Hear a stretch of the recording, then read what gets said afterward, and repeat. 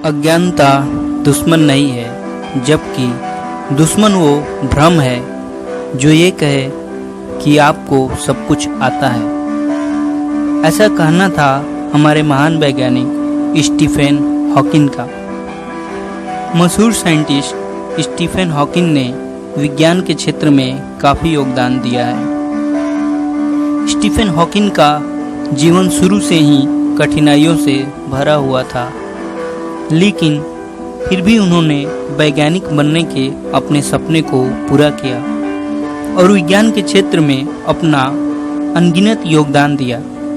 उनके योगदान के चलते कई ऐसी चीज़ों के बारे में खोज हो पाई जिसकी कल्पना शायद पहले किसी ने नहीं की होगी।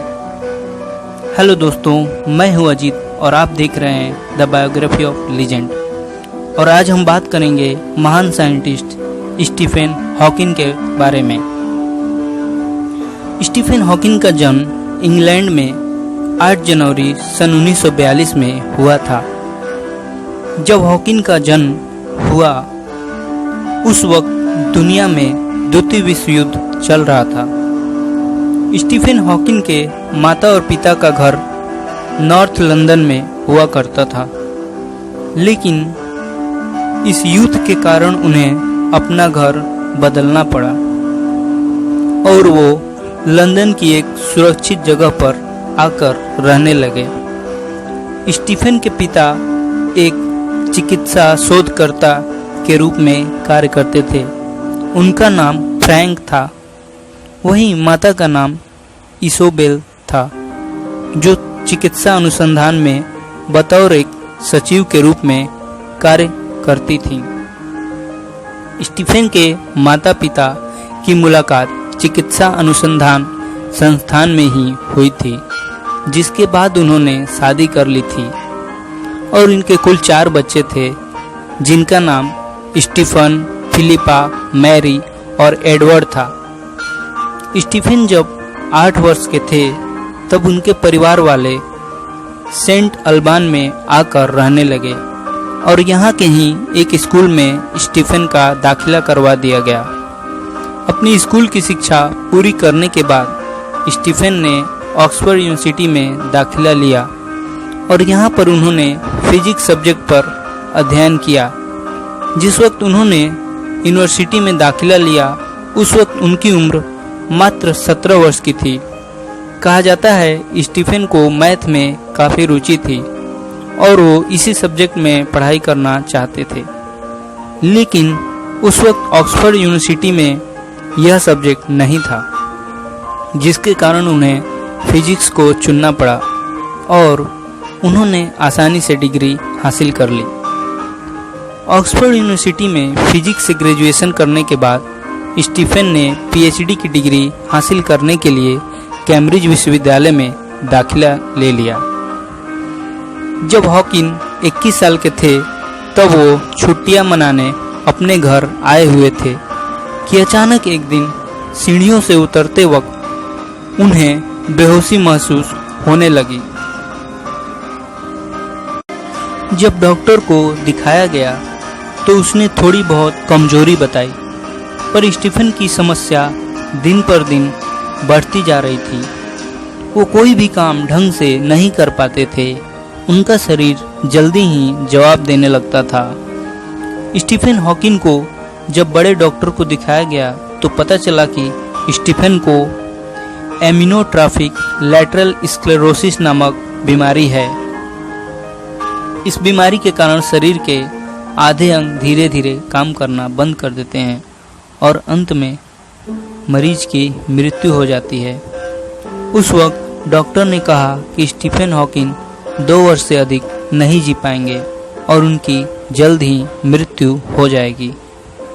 जिस साल स्टीफन को अपनी बीमारी के बारे में पता चला उसी साल उनकी मुलाकात अपनी पहली पत्नी यानी जेन वाइल्ड से हुई थी। हॉकिंग के इस बुरे वक्त में जेन ने उनका बहुत साथ दिया और साल 1965 में इन्होंने शादी कर ली। जेन और हॉकिंग के कुल 3 बच्चे थे। हॉकिंग की ये शादी 30 सालों तक चली थी और साल 1995 में जेन और हॉकिन ने तलाक ले लिया था। तलाक के बाद हॉकिन ने एलेन मेसन से विवाह कर लिया और यह शादी 2016 तक चली थी। धीरे धीरे हॉकिन की शरीर में गिरावट आनी शुरू हो गई। उन्होंने बैसाखी का इस्तेमाल करना शुरू कर दिया, नियमित रूप से व्याख्यान देना बंद कर दिया। उनके शरीर के अंग धीरे धीरे काम करना बंद कर दिए और उनका शरीर एक जिंदा लाश के समान बन गया। लेकिन हॉकिन ने विकलांगता को अपने ऊपर कभी हावी होने नहीं दिया। उन्होंने अपने शोध कार्य और सामान्य जिंदगी को कभी रुकने नहीं दिया। जब हर किसी ने आशा खो दी थी, तब स्टीफेन अपने अटूट विश्वास और प्रयासों के दम पर इतिहास लिखने की शुरुआत कर चुके थे। उन्होंने अपनी अक्षमता और बीमारी को एक वरदान के रूप में लिया। उनके खुद के शब्दों में वह कहते हैं, मेरी बीमारी का पता चलने से पहले मैं जीवन से बहुत ऊब गया था। ऐसा लग रहा था कि कुछ भी करने लायक नहीं रह गया है। लेकिन जब उन्हें अचानक यह एहसास हुआ कि शायद वह अपनी पीएचडी भी पूरी नहीं कर पाएंगे, तो उन्होंने अपनी सारी ऊर्जा को अनुसंधान के लिए समर्पित कर दिया। अपने एक इंटरव्यू में उन्होंने कहा था, 21 की उम्र में मेरी सारी उम्मीदें शून्य हो गई थी और उसके बाद जो पाया वह तो बोनस है। उनकी बीमारी ठीक नहीं हुई और उनकी बीमारी ने उन्हें व्हील चेयर पर ला दिया और उन्हें एक कंप्यूटर मशीन के माध्यम से बात करने के लिए मजबूर कर दिया। लेकिन वे कभी रुके नहीं।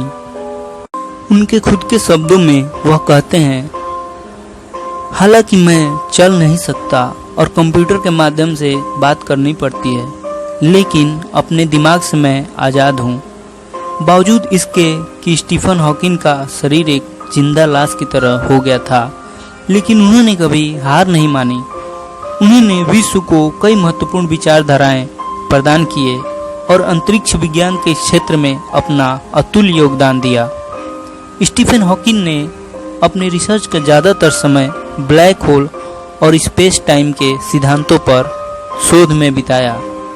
उन्होंने इस संबंध में कई पत्र भी प्रकाशित किए, जिसमें वो वैज्ञानिक दुनिया में एक बड़ा नाम बनने लगे और उनकी ख्याति पूरे विश्व में फैलने लगी। उनकी सबसे प्रसिद्ध खोज थी जब उन्होंने साबित किया था कि ब्लैक होल से भी कुछ मात्रा में रेडिएशन निकलती है। इससे पहले यह माना जाता था कि ब्लैक होल के शक्तिशाली गुरुत्वाकर्षण की वजह से कुछ भी उससे नहीं निकलता था। आज ब्लैक होल से निकलने वाले रेडिएशन को हॉकिंस रेडिएशन कहा जाता है।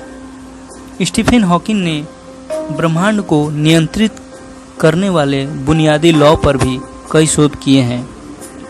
हॉकिंग ने अपने साथी रोजर पेनरोज के साथ मिलकर एक शोध किया था और दुनिया को बताया था अंतरिक्ष और समय ब्रह्मांड के जन्म के साथ शुरू हुए हैं और ब्लैक होल के भीतर समाप्त होंगे। स्टीफन को किताबें पढ़ना और लिखना दोनों ही पसंद था। हॉकिंग द्वारा लिखी गई सबसे पहली किताब का नाम a brief history of time थी। इस किताब ने दुनिया में तहलका मचा दिया। इस किताब में उन्होंने ब्रह्मांड विज्ञान के मुश्किल विषयों जैसे कि बिग बैंग थ्योरी यानी महाविस्फोटक का सिद्धांत और ब्लैक होल को इतने सरल तरीके से बताया कि एक साधारण पाठक भी उसे आसानी से समझ सकता है। यह किताब सन 1988 में प्रकाशित हुई थी और 40 भाषाओं में उपलब्ध है। इसके अलावा साल 2001 में the universe in A nutshell किताब प्रकाशित हुई और हॉकिंग द्वारा लिखी गई इस किताब को साल 2002 में इवेंटिस प्राइज ऑफ साइंस बुक मिला था। फिर साल 2010 में हॉकिंग की किताब ग्रैंड डिजाइन प्रकाशित हुई। इस किताब में भी यूनिवर्स से जुड़ी जानकारी दी गई थी। जीने की इच्छा और चुनौतियों को स्वीकार करने के लिए तत्परता से स्टीफन हॉकिंग ने यह साबित कर दिया कि मृत्यु निश्चित है, लेकिन जन्म और मृत्यु के बीच कैसे जीना चाहते हैं यह हमारे ऊपर निर्भर करता है। साल 2014 में इन पर एक मूवी बनाई गई थी जिसका नाम द थ्योरी ऑफ एवरीथिंग है। इस मूवी में उनकी जिंदगी के संघर्षों को दिखाया गया था। हॉकिन कहते थे, मैं मौत से नहीं डरता, लेकिन मुझे मरने की कोई जल्दी नहीं है। मेरे पास करने के लिए पहले से इतना कुछ है। मेरे पास इतना कुछ है जो मैं करना चाहता हूँ। मुझे समय बर्बाद करने से नफरत है। चाहे जिंदगी जितनी भी मुश्किल लगे, आप हमेशा कुछ न कुछ कर सकते हैं और सफल हो सकते हैं। हॉकिन लंबे समय से बीमार चल रहे थे और उन्होंने अपने जीवन के लगभग 53 साल व्हील चेयर पर बिताए और 2018 में 14 मार्च को इस महान वैज्ञानिक ने अपनी अंतिम सांसें इंग्लैंड में ली और इस दुनिया को विदाई ले ली। लेकिन विज्ञान में इनके दिए गए योगदानों को कभी भुलाया नहीं जा सकता। दोस्तों, अगर आपको हमारी यह वीडियो पसंद आई तो प्लीज़ लाइक करें, शेयर करें, कमेंट करें। और अगर आप भविष्य में भी ऐसी ही इंफॉर्मेटिव और इंटरेस्टिंग वीडियो देखना चाहते हैं तो हमारे channel the biography of legend को सब्सक्राइब करना ना भूलें। धन्यवाद दोस्तों।